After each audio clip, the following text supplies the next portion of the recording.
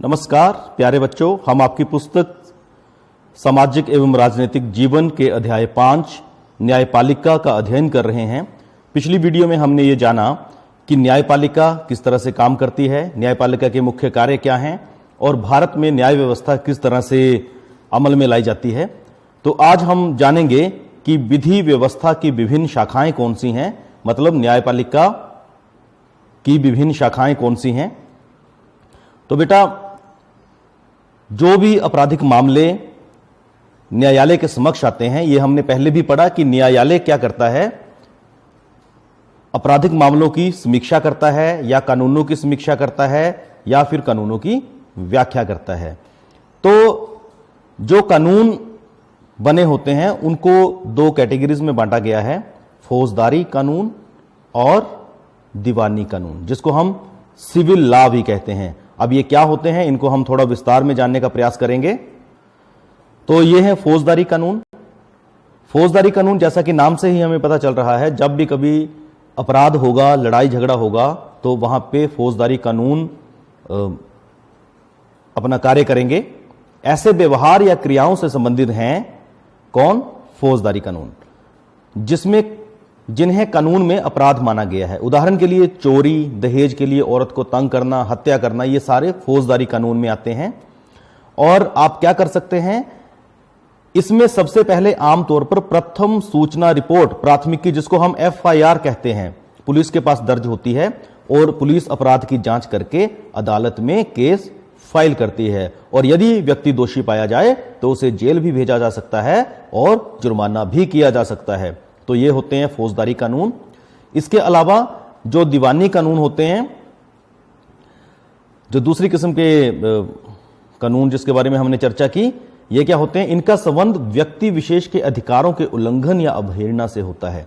इसमें लड़ाई झगड़ा नहीं हुआ, परंतु यदि किसी के अधिकारों का हनन हुआ, अवहेलना हुई, तो वहां पर ये वाले कानून उसमें अपना कार्य करते हैं। जैसे उदाहरण के लिए जमीन की बिक्री, चीजों की खरीदारी, किराया, तलाक आदि से संबंधित विवाद, ये जितने भी विवाद उत्पन्न होंगे ये सारे दीवानी कानून के अंतर्गत आएंगे। और इसमें क्या होता है, प्रभावित पक्ष की ओर से न्यायालय में एक याचिका दायर की जाती है। अगर मामला किराए से संबंधित है तो मकान मालिक या किराएदार मुकदमा दायर कर सकते हैं। अदालत राहत की व्यवस्था करती है। और जैसे कि यहां उदाहरण दिया गया है कि अगर मकान मालिक और किराएदार के मध्य विवाद है तो अदालत यह आदेश करेगी कि या तो मकान को खाली किया जाए या फिर बकाया किराया चुकाया जाए। मतलब यहां पर मुआवजे का प्रावधान है, जबकि जो हमारे दूसरे कानून थे, फौजदारी कानून थे, वहां पर सजा का प्रावधान भी था और इसमें FIR होती थी और यहां पर सीधा न्यायालय में याचिका दायर की जा सकती है। यह मामला लड़ाई झगड़े से, अपराधों से संबंधित है, यह मामला अधिकारों के हनन से, उल्लंघन से संबंधित है। आशा है आप इन दोनों को समझ पा रहे होंगे। एक बार दोबारा इनको पढ़ के देखिएगा, अपनी बुक में भी पढ़िएगा तो आप ज्यादा बेहतर रूप से समझ पाएंगे। अब हम जानेंगे कि क्या हर व्यक्ति अदालत की शरण में जा सकता है। अच्छा, इसका जवाब आप क्या देना चाहेंगे? क्या हर व्यक्ति अदालत की शरण में जा सकता है? यस, भारत के सभी नागरिक देश के न्यायालयों की शरण में जा सकते हैं। इसका मतलब क्या हुआ कि प्रत्येक नागरिक को अदालत के माध्यम से न्याय मांगने का अधिकार है। और यह हमने पिछली क्लासेस में भी पढ़ा है, पिछली वीडियोस में भी देखा है। परंतु एक बात जो प्रैक्टिकल है, जो होती है, वो ये है कि वास्तव में गरीबों के लिए अदालत में जाना काफी मुश्किल होता है। क्योंकि आपने अपने आसपास भी देखा होगा, फिल्मों में देखा होगा, टीवी सीरियल्स में देखा होगा कि कानून प्रक्रिया का अगर आप लाभ लेना चाहते हैं तो आपको वकील भी करना पड़ता है, काफी पैसा कागजी कार्रवाई पर खर्च होता है। तो फिर कई बार ऐसा होता है कि जो व्यक्ति काफी गरीब हो, दिहाड़ीदार या मजदूर हो, वो कई बार अदालत में जाने से बचता है क्योंकि उसे खर्चे की चिंता होती है। तो इसका मतलब ये हुआ कि यदि व्यक्ति अदालत तक नहीं पहुंच पाएगा तो न्याय नहीं मिलेगा। तो इसका मतलब कि कानूनी कार्रवाई थोड़ी सी महंगी होने की वजह से कई बार गरीब व्यक्ति न्यायालय तक नहीं पहुंच पाता था, जबकि न्यायालय सबके लिए खुले हैं और वहां पर सबको न्याय मिलता है।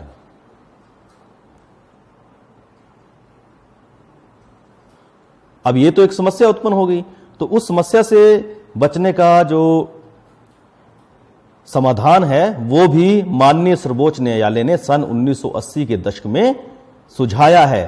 वो क्या समाधान क्या है? जनहित याचिका। इस शब्द को ध्यान से सुनिएगा और जानने का प्रयास करिएगा। जनहित याचिका क्या होती है, जिसको हम इंग्लिश में PIL कहते हैं, पब्लिक इंटरेस्ट लिटिगेशन। इसमें न्यायालय ने किसी भी व्यक्ति या संस्था को ऐसे लोगों की ओर से जनहित याचिका दायर करने का अधिकार दिया है जिनके अधिकारों का उल्लंघन हो रहा हो। मान लीजिए एक गरीब है जो अपने अधिकार के लिए न्यायालय की शरण में नहीं जा सकता, पैसे की कमी की वजह से, समय की कमी की वजह से, तो कोई संस्था या कोई व्यक्ति उसकी जगह पर जनहित याचिका, मतलब ऐसी याचिका जिससे लोगों के हितों की सुरक्षा होती हो, उसके माध्यम से कानून की शरण में जा सकता है। यह याचिका उच्च न्यायालय या सर्वोच्च न्यायालय में दायर की जा सकती है और न्यायालय ने कानूनी प्रक्रिया को बेहद सरल बनाया है। जनहित याचिका को इतना सरल बनाया है कि जरूरी नहीं है कि आप किसी व्यक्ति के माध्यम से, किसी वकील के माध्यम से ही जाएं। आप मात्र तार यानी टेलीग्राम या पत्र के माध्यम से भी जनहित याचिका डाल सकते हैं। और भारत में ऐसे अनेक केस हुए हैं जिसमें जनहित याचिका के माध्यम से लोगों को न्याय दिलवाया गया है। बिहार में एक यहां पे उदाहरण दिया गया है, बंधुआ मजदूरों को अमानवीय श्रम से मुक्ति दिलाने और बिहार में सजा काटने के बाद भी रिहा नहीं किए गए कैदियों को रिहा करवाने के लिए जनहित याचिका का ही इस्तेमाल किया गया था।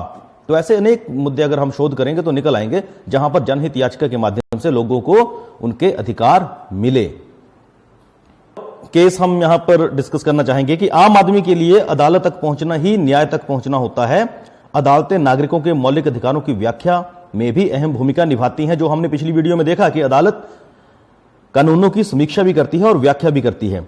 जैसे संविधान के अनुच्छेद 21 में व्याख्या करने के बाद यह कहा गया कि जीवन के अधिकार में भोजन का अधिकार भी शामिल है। और आपको पता होगा, आपकी पाठशालाओं में यह जो मिड डे मील की व्यवस्था चली है, यह भी संविधान के अनुच्छेद 21 के अनुसार भोजन के अधिकार के अंतर्गत ही मुहैया करवाई जाती है। तो अब आप जान गए कि मिड डे मील की जो व्यवस्था स्कूलों में की गई है वो आपका मौलिक अधिकार है। संविधान के अनुच्छेद 21 में उसकी व्याख्या की गई है। कई बार क्या होता है कि इंसाफ मिलने में देरी भी लग जाती है, तो उसको हम कहते हैं इंसाफ का कत्ल हो गया, इंसाफ में देरी हो गई। पर वो इसलिए होता है अदालतों में क्योंकि कई बार हम साक्ष्य प्रस्तुत नहीं कर पाते, गवाह नहीं मिल पाते, तो उस केस में न्याय मिलने में देरी भी लग जाती है। परंतु अधिकतर मामलों में अदालतों के पास गए हुए व्यक्ति को न्याय मिल जाता है। पिछली वीडियो में हमने देखा था कि 3 स्तरों पर भारतीय न्याय व्यवस्था काम करती है, जिसमें जिला व अधीनस्थ न्यायालय हैं। उच्च न्यायालय है जो कि हर राज्य के अपने अपने होते हैं, और उच्चतम न्यायालय जिसे हम सर्वोच्च न्यायालय कहते हैं, ये एक होता है। यहां पर कितने न्यायाधीश काम करते हैं?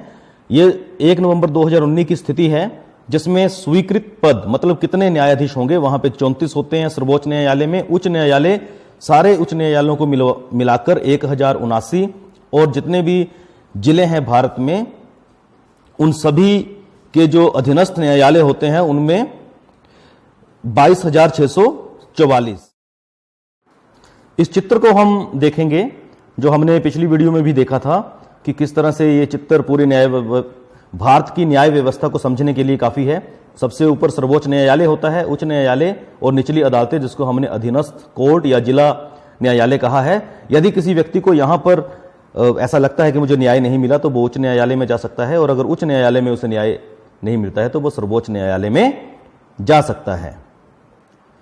आपकी पुस्तक में ये एक चित्र दिया गया है, उच्चतम न्यायालय का फैसला, भूख से मौत, जिम्मेदार कौन। यहां पर सरकार के कर्तव्यों के बारे में भी लिखा गया है। ये सरकार के कर्तव्य हैं जिसको हम आगे पढ़ते हैं।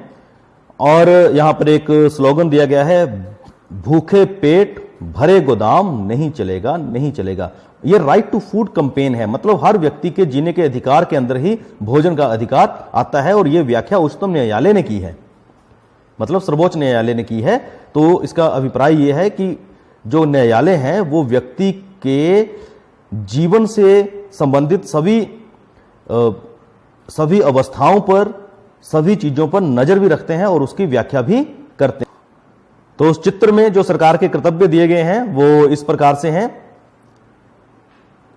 प्रत्येक इंसान को रोटी मिले, ये उसका अधिकार है। कोई भूखा ना सोए, भूख की मार सबसे ज्यादा झेलने वाले बेसहारा बुजुर्ग, विकलांग, विधवा आदि पर विशेष ध्यान दिया जाए। और आपने देखा होगा, इसको सुनिश्चित करने के लिए सरकार ने बीपीएल, आईआरडीपी, अंत्योदय योजना, इस तरह की योजनाएं भी चलाई हैं, ताकि समाज के जो प्रताड़ित या शोषित या जो बैकफुट पे जो वर्ग है, उनको जीने का पूरा अधिकार मिले, उनको रोटी का अधिकार मिले, भोजन का अधिकार मिले, कुपोषण व भूख से किसी की मृत्यु ना हो, यह भी सुनिश्चित किया जाता है। ये जो हमारे डिपूज खोले गए हैं और उसमें सार्वजनिक खाद्य वितरण प्रणाली है, ये सारी खाद्य सुरक्षा को सुनिश्चित करने के लिए ही सरकारों ने किया होता है। यहां पर वही अधिकार दिए गए हैं, इंग्लिश में दिए गए हैं, इसको आप पढ़ लीजिएगा।